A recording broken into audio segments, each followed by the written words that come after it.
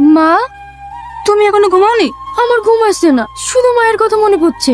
ওরে আমার সোনা, রাতে না ঘুমালে শরীর খারাপ করবে না? তুমি আমার কাছে আসো, আমি তোমাকে ঘুম পাড়িয়ে দিই।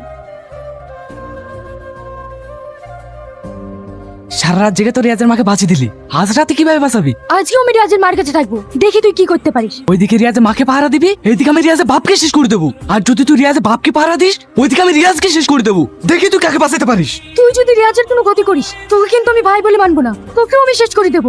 সেটা সময় হলে দেখা যাবে কে কাকে মারে। রিয়াজ, তোমার সাথে আমার কিছু কথা আছে, আজ আমি তোমাকে সব সত্যি কথা বলতে চাই। থাক, কিছু বলার দরকার নেই, আমি সব জেনে গেছি। তোমরা দুজনেই রাক্ষস, আমার সাথে ভালোবাসার অভিনয় করে আমার পরিবারের এই গিরমকে শেষ করতে এসছো।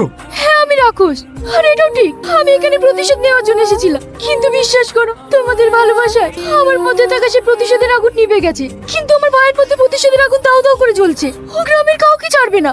রিয়াজ, তুমি যেভাবেই হোক ওকে আটকাও। তুমি কোনো চিন্তা করো না, ও কারোর কোনো ক্ষতি করতে পারবে না।